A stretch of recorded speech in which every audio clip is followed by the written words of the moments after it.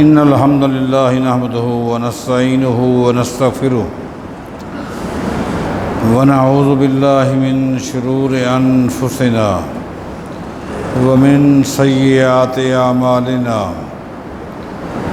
من يهده الله فلا مضل له ومن يضلل فلا هادي له وأشهد أن لا إله إلا الله وحده لا شريك له وأشهد أن محمدًا عبده ورسوله أما بعد فإن خير الحديث كتاب الله وخير الهدي هدي محمد صلى الله عليه وسلم وشر الأمور محدثاتها وكل محدثة بدعة وكل بدعة ضلالة وكل ضلالة في النار أعوذ بالله من الشيطان الرجيم بسم الله الرحمن الرحيم إنا أعطيناك الكوثر فصل لربك وانحر إن شانئك هو الأبتر۔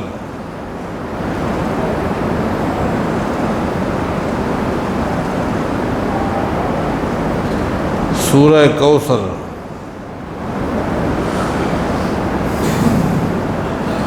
قرآن کریم کی سب سے چھوٹی صورتوں میں سے ایک صورت سورہ کوثر ہے۔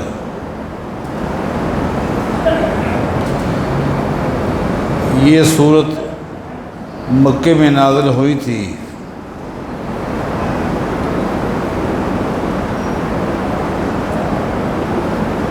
نبی علیہ الصلوۃ والسلام کے ہاں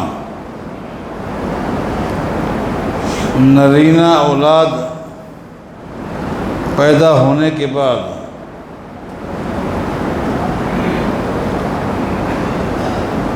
دنیا سے چلی گئی۔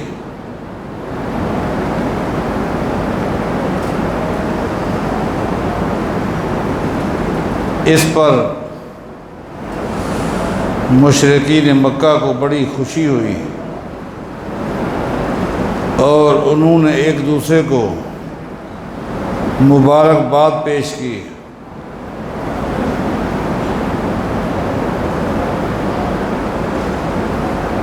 اور انہوں نے مبارکباد میں نبی علیہ الصلوۃ والسلام کے لیے ایک لفظ استعمال کیا جو ابتر ہے، ابتر۔ انہوں نے نبی علیہ السلام کو ابتر کہا۔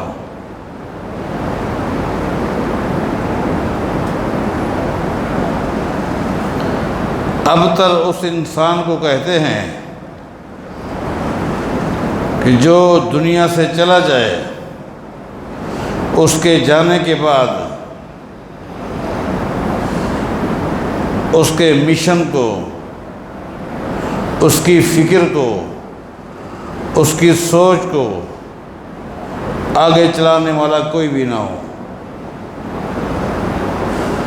چونکہ عام طور پر نرینہ اولاد باپ کے طرز کو آگے لے کے چلتی ہے، باپ کی فکر کو، سوچ کو، ترتیب کو نرینہ اولاد ہی لے کے چلتی ہے آگے۔ آپس میں کہنے لگے انہ ابتر دعوہ فانہ ابتر۔ محمد کا قصہ ختم ہو گیا، نعوذ باللہ من ذالک۔ چھوڑو اس کو اس کے حال پر، اس کی باتیں، اس کی سوچ اس وقت تک ہے جب تک محمد زندہ ہے۔ اس کے چلے جانے کے بعد کہاں اس کی سوچ، کہاں اس کی فکر، کہاں اس کا پیغام۔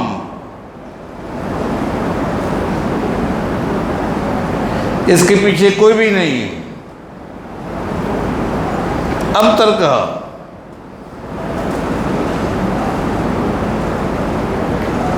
یہ چند آدمی ان کے آگے پیچھے ہیں جب تک یہ ہے، اس کے بعد پھر واپس۔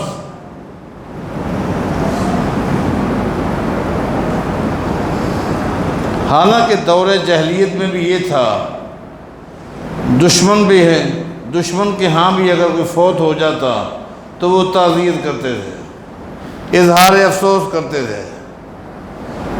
بڑا ایک عجیب معاملہ کہ تعزیت کی بجائے ایک دوسرے کو مبارکباد پیش کر رہے۔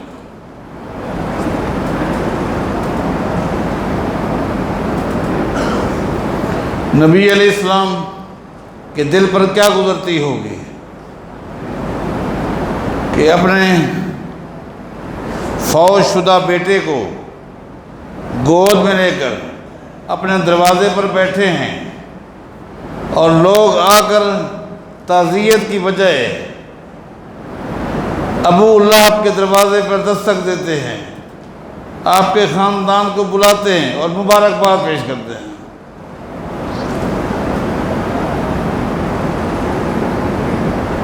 نبی علیہ السلام نے صبر کیا، لیکن اللہ تعالیٰ نے جواب میں اس سورت کو نازل کر دیا۔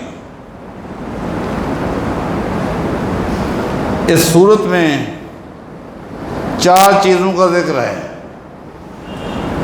2 خوشخبریاں ہیں، 2 خوشخبریاں ہیں۔ اللہ نے ایک شروع میں خوشخبری دی ہے، اِنَّا آتَيْنَاكَ الْكَوْثَرَ، آپ غم نہ کریں، آپ کو ہم نے حوض کوثر کا مالک بنایا ہے۔ کوثر خیر کثیر کو بولتے ہیں، سب سے زیادہ نعمتیں ہم نے آپ کو دی۔ کل قیامت کے دن جب پوری خلائق جمع ہوگی اور پیاسے ہوں گے،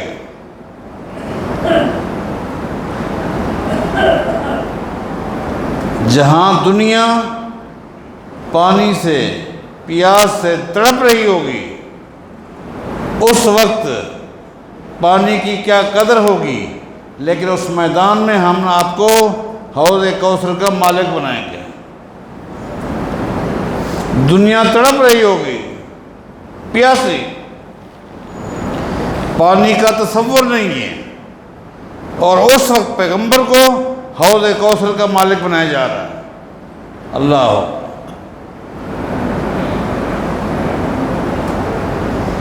مسیرتہ شہر وعرضہ کطولہ، وہ حوض کوثر کوئی چھوٹا سا ہے، چھوٹا سا تالاب ہے؟ نہیں، فرمایا کہ 1 مہینے کی مسافت کے برابر اس کی لمبائی ہے۔ 1 مہینہ مسافت میں بالعموم اس وقت تیز سواری استعمال ہوتی تھی جس کو گھوڑا بولتے ہیں۔ گھوڑے پر سوار 1 مہینہ سفر طے کرے، اس چشمے کی یہ لمبائی ہے۔ وَعَرْضُهُ كَطُولِهِ، اور اس چشمے کی چوڑائی بھی اتنا ہے جتنا لمبائی ہے۔ بتاؤ، اللہ، اس کوثر کا مالک بنایا آپ کو۔ آپ پریشان نہ ہوں، آپ نہ گھبرائیں۔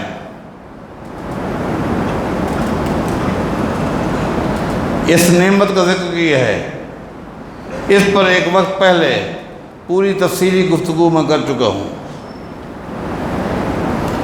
اس کے بعد اللہ تعالیٰ نے 2 عبادتوں کا حکم دیا ہے، ایک نماز کا، ایک قربانی کا۔ اِنَّا آتَيْنَاكَ الْكَوْثَرَ، ہم نے آپ کو کوثر دی ہے۔ فَصَلِّ لِرَبِّكَ وَانْحَرْ، اپنے رب کے لیے نماز پڑھو اور اپنے رب کے لیے قربانی کرو۔ آخر میں فرمایا ان شانئک ھو الابتر، آپ کو ابتر کہنے والے خود ابتر ہیں۔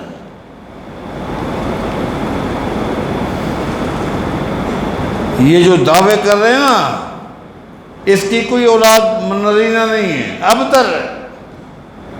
اس کے مشن کو کون چلائے گا؟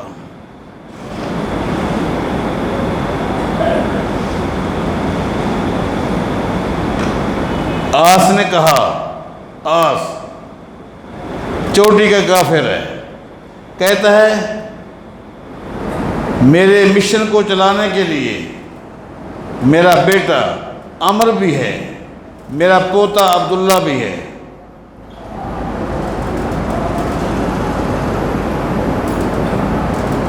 ابو جہل نے کہا میرے مشن کو چلانے کے لیے میرا دلیر بہادر جرأت مند بیٹا اکرمہ موجود ہے۔ اللہ نے اپنے پیغمبر کے ساتھ وعدے کیے، یہ ابتر ہیں، یہ ابتر لوگ ہیں۔ مشن تیرا ہوگا اے میرے پیغمبر، تیرے مشن کو، تیرے پیغام کو ابو جہل کے بیٹے اکرمہ سے میں چلاؤں گا۔ پیغام تیرا ہوگا، اس پیغام کو پہنچائے گا کون؟ آس کا بیٹا عمر، آس کا پوتا عبداللہ، اور اللہ نے اپنا وعدہ سچا کر کے دکھلایا۔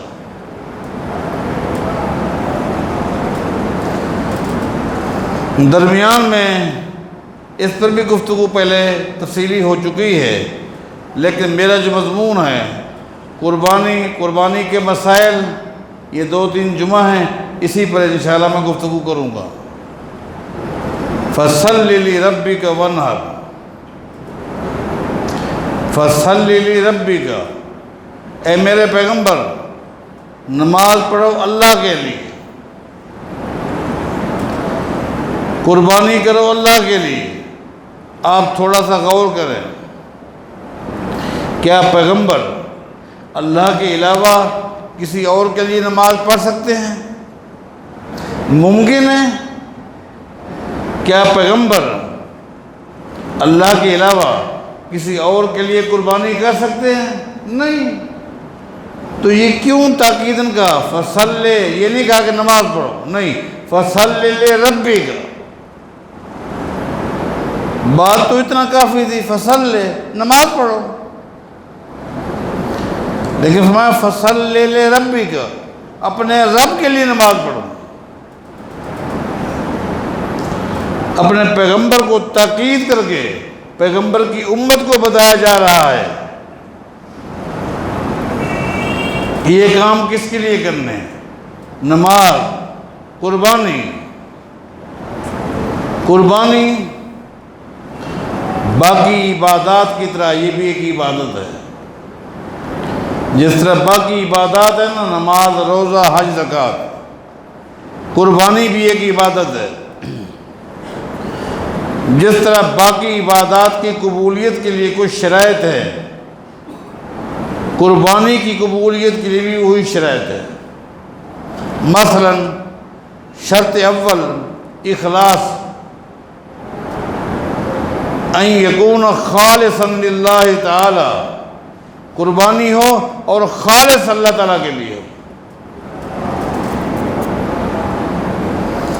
اس میں کسی طرح کی ملاوٹ نہیں ہونی چاہیے، ریاکاری کی، دکھاوے کی، کسی اور کی شراکت کی نہیں۔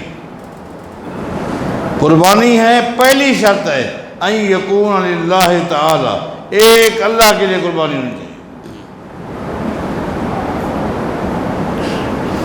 اخلاص یہ سب سے اول نعمت ہے، عمل کی قبولیت کے لیے پہلی شرط اخلاص ہے۔ امام بہقی سنن کے اندر ایک اثر لے کر آئے ہیں کہ اگر کسی انسان کو اتنا نیکیاں مل جائیں جتنا تمام انبیاء کے پاس ہے، حالانکہ یہ ناممکنات میں سے۔ اگر کسی شخص کو تمام انبیاء کی عبادات کے برابر نیکیاں مل جائیں، اس قدر نیکیاں لے کر بھی وہ شخص جنت میں اس وقت تک نہیں جا سکے گا جب تک عمل میں اخلاص نہیں ہوگا۔ اخلاص شرط اول، اخلاص خالص اللہ کے لیے۔ یہ بڑا حساس معاملہ ہے، شراکت بھی نہ ہو، شراکت کا شیبہ بھی نہ ہو، ہر طرح سے پاک۔ اتنا حساس معاملہ ہے۔ آپ دیکھیں، ابو داؤد کی بڑی مشہور حدیث ہے، ایک شخص نبی علیہ السلام کے پاس آتا ہے، اس نے آ کر عرض کی کہ اے اللہ کے رسول صلی اللہ علیہ وسلم، میں نے نظر مانی ہے، نظر کہ بوانا مقام پر اونٹ نہر کروں گا۔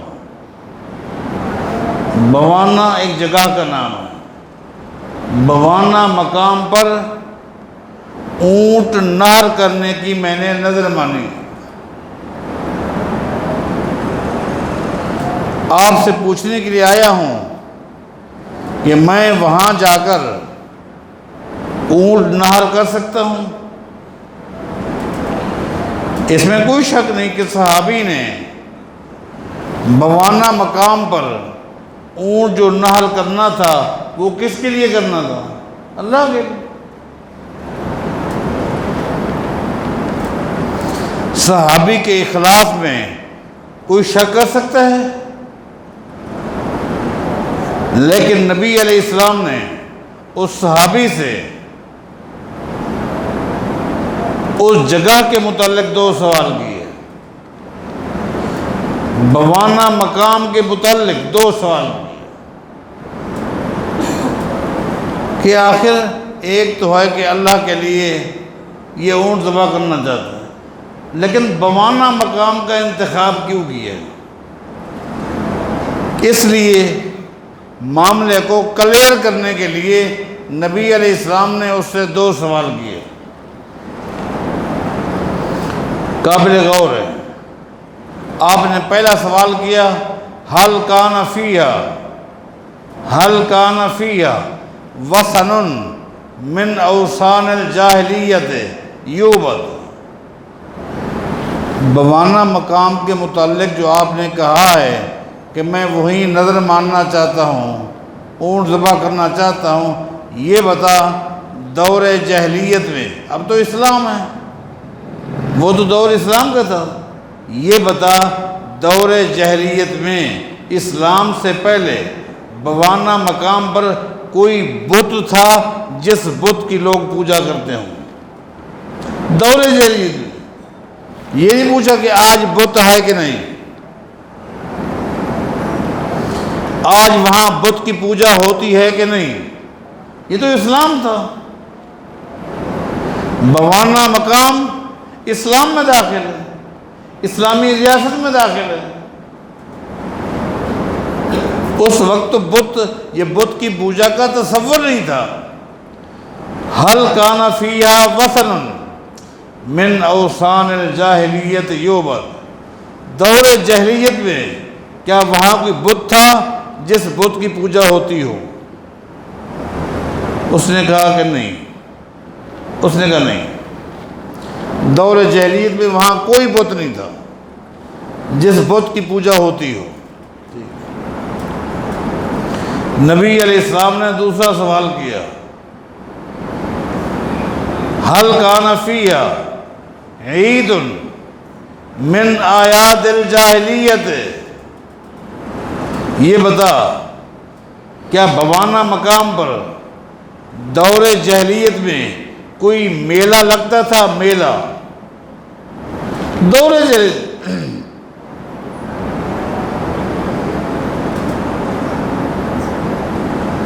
اس نے کہا نہیں، نبی علیہ السلام نے کہ اوف بنظر کا، جا اپنی نظر کو پورا کر۔ آگے نبی علیہ السلام نے ایک جملہ کہا بڑا قابل غور ہے، فرمایا کہ فَإِنَّهُ لَا وَفَاءَ لِنَذْرٍ فِي مَعْصِيَةِ اللَّهِ، اللہ کی نافرمانی میں اللہ کے لیے نظر پوری نہیں کی جاتی، اللہ کی نافرمانی میں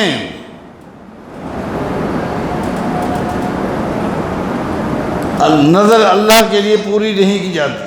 کیا معنی؟ اس کا معنی یہ ہے جس جگہ شرک کا اڈا ہو، جہاں اللہ تعالیٰ کے صفات کو لتاڑا جاتا ہو، اللہ کی صفتوں کو تقسیم کیا جاتا ہو، جہاں وہ اڈا، جس اڈے پر منڈی لگی ہوئی ہو شرک کی اور اللہ تعالیٰ کی خوبیاں تقسیم ہو رہی ہوں۔ اللہ کی خوبیاں کیا ہے؟ رزق دینا، اولاد دینا، صحت دینا، یہ کس کی صفت ہے؟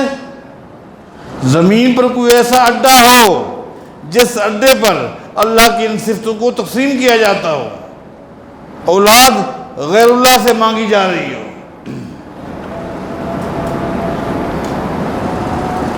صحت کے لیے غیر اللہ کے آگے ہاتھ پھیلائے جا رہے ہو،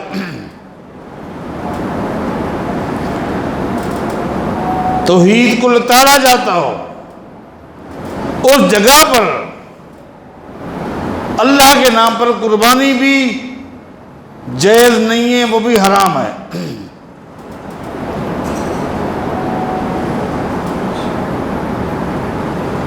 اخلاص کے اندر بڑی گہرائیت ہے۔ پہلی شرط ان یکون خالصا للہ، آپ کی قربانی ایک اللہ کے لیے،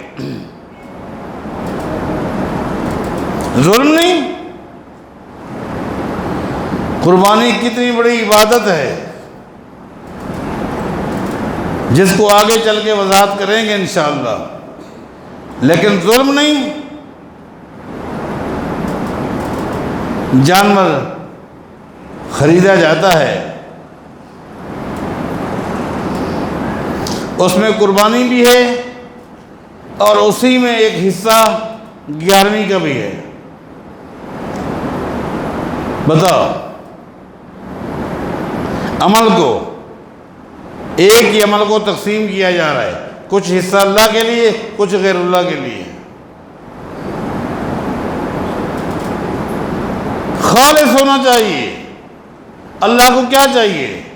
لن ینال اللہ لحومها ولا دماؤها ولکن ینالہ التقوی منکم۔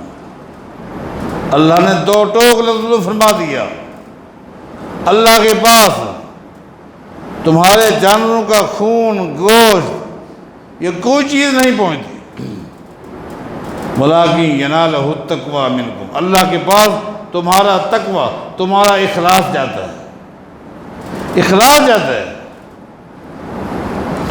وَمَا أُمِرُوا إِلَّا لِيَعْبُدُوا اللَّهَ مُخْلِصِينَ لَهُ الدِّينَ، اللہ نے حکم دیا ہے کہ تمہارا ہر عمل خالص ہونا چاہیے، خالص، اس میں اخلاص ہونا چاہیے،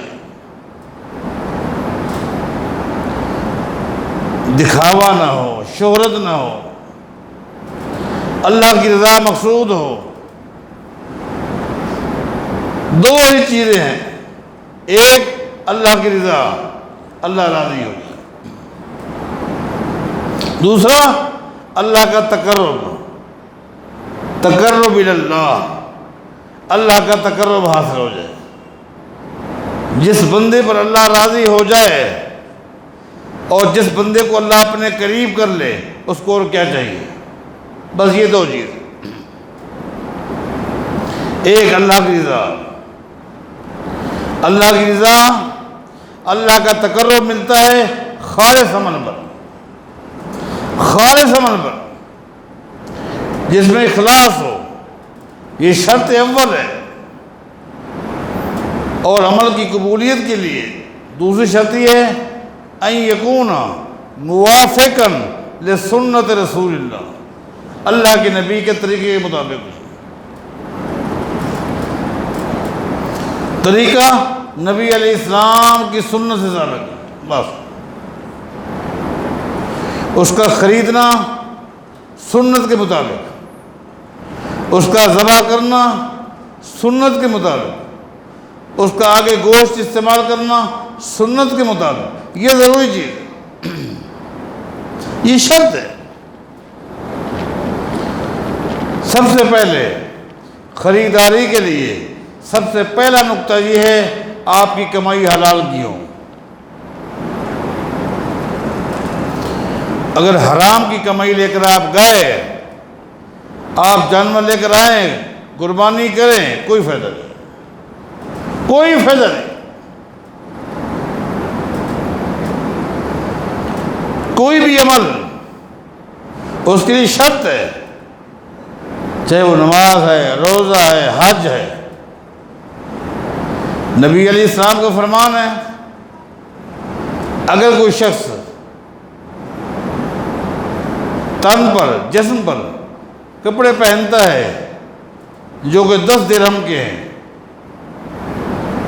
ان 10 درہموں میں سے 10 روپوں میں سے 9 روپے حلال کے ہیں اور 1 حرام کا ہے، دھوکے کا ہے، سود کا ہے، رشوت کا ہے، فراد کا ہے، 1 روپیہ حرام کا ہے، 9 حلال کے ہیں۔ نبی علیہ السلام کا فرمان ہے یہ کپڑا جب تک اس بد نصیب کے جسم پر رہے گا، اس کا کوئی ایک عمل بھی اللہ کے ہاں قبول نہیں ہوگا۔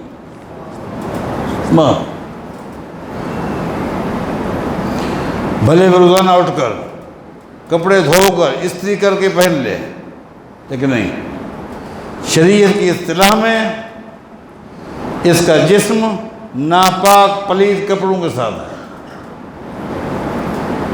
بالکل کوئی فائدہ نہیں۔ آپ اکثر حدیث سنتے ہیں، ایک بندہ لاکھوں روپے خرچ کر کے لمبا سفر طے کر کے بیت اللہ پہنچتا ہے،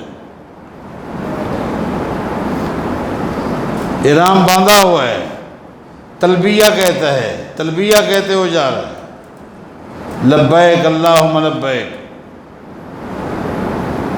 حدیث میں آتا ہے آسمان سے آواز آتی ہے لا لبیک ولا سعدیک، تو جو کہہ رہے ہیں نا لبیک اللہم لبیک، اے اللہ میں آ گیا، اے اللہ میں آ گیا، اے اللہ مجھ پہ رحم فرما، آواز کیا تھی؟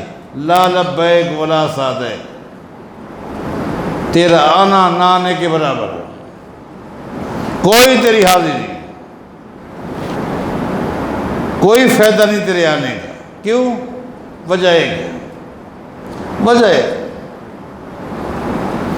حالانکہ یہ موحد ہے، مشرک نہیں ہے، نبی علیہ السلام کی سنت کا پابند ہے، بدعتی نہیں ہے۔ کیوں؟ اس کے نہ شرک کا ذکر ہے حدیث میں، نہ اس کے بدعت کا ذکر ہے، مانا موحد ہے، موحد ہے،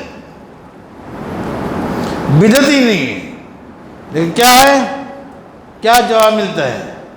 مطعموں کا حرام و ملبسوں کا حرام و مشربوں کا حرام، تیرا کھانا حرام کا، تیرا پینا حرام کا، تیرا پہنا حرام کا، انا یستجاب لک، تیری دعاؤں کو کیسے قبول کیا جائے؟